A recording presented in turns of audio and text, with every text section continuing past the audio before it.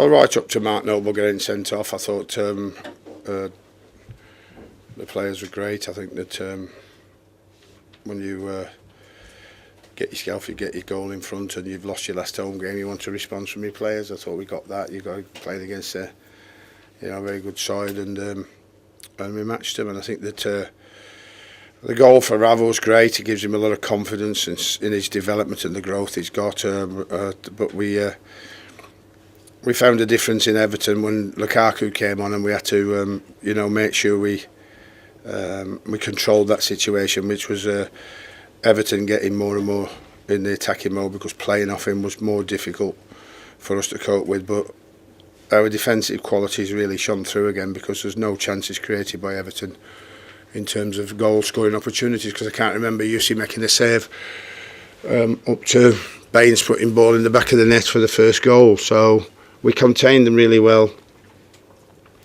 Then we got the penalty on a breakout, which I thought Pet did great for the ball to Kevin after looking like they were going to try and let it roll out. He got the ball back, and I thought if we do our defensive job like we normally do, then we'll be okay today now. We'll probably get the win, and then the game changes, twos and throws, and none more so than the Mark Noble sending off. Baines not only puts one in today, but puts two in. How often do you see that? Well, not very often.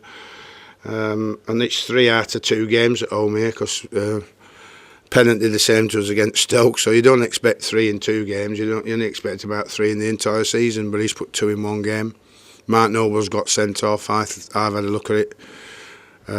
Easy for me to say Mark Noble played the ball, but he did, because I can see it on the laptop. The referee sees it from where he is, but he's got to be certain, because it's a sending off with Mark Noble. If it's an ordinary tackle and he's not been yellow carded beforehand, it doesn't affect the game. Baines might put the free kick in, but we've still got 2-2 with 11 men, not 10. So straight after that, having tried to get organised, Lukaku scored the winner, and there's little you can do from there, I suppose, unless you hope Everton slip up with 10 men to try and get yourself an equaliser. So it's left us very frustrated at the end of the game, and really disappointed that we've lost it. Do you think the first booking was harsh as well?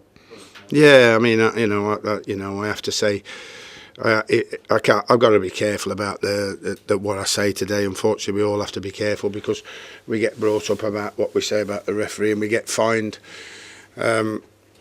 What I can say, do I agree with that? No. Why? Because that's the wrong sort of protection for referees, as far as I'm concerned.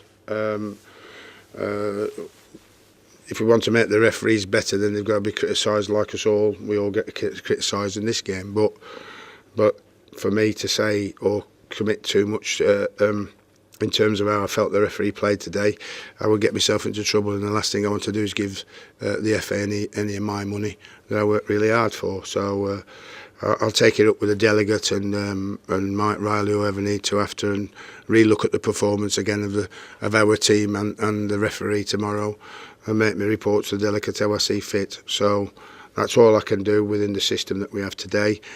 But like I say, fair play to Everton. They took full advantage of the 10 men that we went down to. The substitute to Lukaku, I thought, made a huge difference for them. But I thought we were going to do it. I thought we were going to hold on to it to get a victory, never mind a draw. But there we go. We've ended up losing, which is a real blow to us. Sam, is that a real kick in the teeth, considering Lukaku was one of the players you've been targeting or something?